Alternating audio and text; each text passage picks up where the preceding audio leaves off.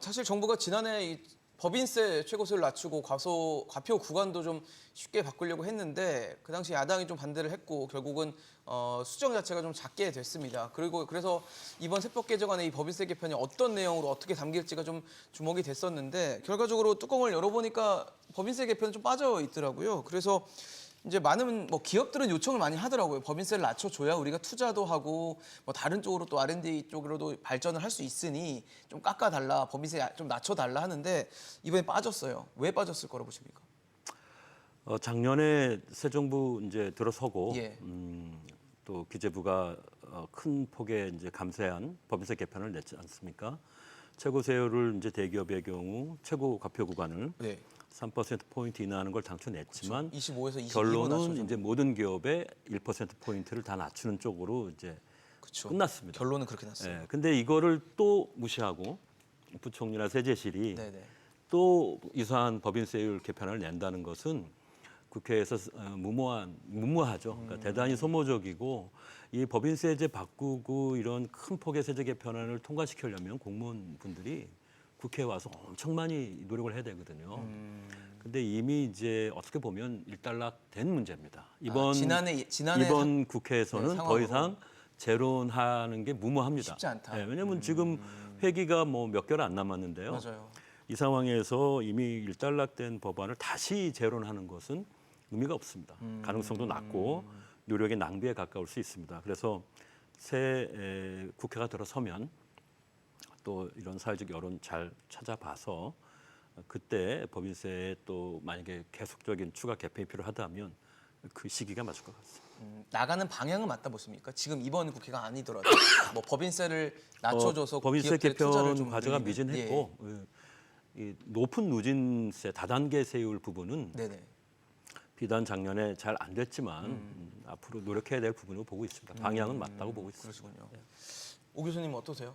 법인세는 우리가 이번에는 결국 못 풀고 이번 국회는 좀 안 될 것 같다 말씀 주시긴 했는데 예. 어떻게 보십니까? 이 법인세 문제가 실은 지금 현재 야당과 여당이 가장 이게 어디 보면 부딪히는 접점입니다. 왜냐하면 경제에 대한 철학이 다르기 때문에. 그래서 지금 야당은 법인세 인하라고 하는 것을 부자 감세로 봅니다, 일단. 근데 실은 이게 부자 감사는 아니거든요. 학자들이 볼 때도 이게 부자는 아니다. 이걸 대기업이 부자는 아니다 이거죠. 왜냐하면 그건 마지막 최종 인컴이 아니기 때문에 일단 그래서 요번에 이제 법인세율 인제에 대한 문제를 손을 못 댄 이유는 일단은 야당의 반대가 겉으로 이유고 속으로도 실제로도 여당이나 정부 입장에서도 지금 법인세를 건드리기가 쉽지 않은 게 세수가 지금 주로 많이 펑크가 나 있는 상태거든요. 그렇죠. 예. 그 여기서 지금 또 법인세까지 하게 되면 더 세수가 줄어들고 그래서 결국은 이 법인세의 어떤 바람직한 방향이라고 하는 것은 세율을 낮추면서 단계를 줄이는 거거든요. 예. 분명히. 근데 작년에도 10, 20, 22, 25라고 하는 어쩌면 4단계의 세율 단계를 들고 있었어요. 예. 그거를 이제 단계를 줄이고 높은 세율을 낮추려고 하다가 그걸 못 낮추면서 결국은 단계는 그대로 두고 1%씩만 낮추지 않았습니까? 그렇다면 이건 결국은 손을 거의 못 댄 거죠. 근데 이제 지금 정부 여당 입장에서는 내년 총선이 얼마 안 남았기 때문에 내년 총선에서 결국은 만약에 이게 바뀌면 정치적인 권력이 바뀌게 되면 우리가 그때 한번 해보자는 생각을 가진 것 같고 저도 이제 지금 만약에 하게 되면 자꾸 힘의 낭비만 이루어지고 결국은 여러 가지 문제만 일으키기 때문에 아까 우리 김우주 교수님 말씀하신 그런 내용이죠. 그래서 그런 내용 때문에 못 건드린 것 같습니다. 정 소장님 어떠세요? 법인세 낮춰야 된다 보십니까 그러면? 이것도 이제 아까 그 증여세 문제와 똑같은 문제인데요. 네네. 종합적으로 봐야지 세금을 무조건 낮추는 차원에서 접근하면 안 된다. 그러니까 이제 이 부분에 대해서 기간을 조절할 수도 있고 방식을 조절할 수도 있는데 네네. 그것에 대한 국민적 공감대가 있어야 된다. 그러니까 야당이 무조건 다리를 걸려고 하거나 단순히 철학 때문에 그런 것이 아니고 사실 야당에는 더 보수적인 분들이 많거든요. 그래서 그런 부분은 국민적인 어떤 여론이나 공감대가 중요하기 때문에 그 부분들을 어떻게 넘어갈 것인가에 대해서 그 설득력 있는 논리를 제공해야 될 거라고 생각하고요. 저는 세목도 물론 이제 단순화돼야 되고 단계도 단순화되는 건 무조건 찬성이고요. 이제 저는 오히려 이제 그렇게 생각을 하는데 문제는 뭐냐면 이 아까 종합적인 것도 있지만 지금 이미 올해 세수가 크게 감소한 이유가 사실은 경기가 안 좋아서도 있지만 이미 감세를 이미 올해 2022년도에 이미 시작했기 때문에 대규모로 했기 때문에 그곳에서 이미 일종의 법인세를 하는 분들도 이제 이 큰 절실함이 좀 적을 거라는 생각이 또 하나 있고 총선도 고려했겠지만 또 하나는 이 사내 유보금을 쌓아놓고 지금 세액공제나 이런 것들이 굉장히 많은데 투자 세액공제나 이런 것들이 많은데 안 쓰고 있는 이유는 단순히 세금 때문에 지금 투자를 안 하는 게 아니라 지금 다른 여러 가지 복합적인 이유가 있기 때문이다. 그런 부분도 같이 봐야 된다고 생각합니다. 네.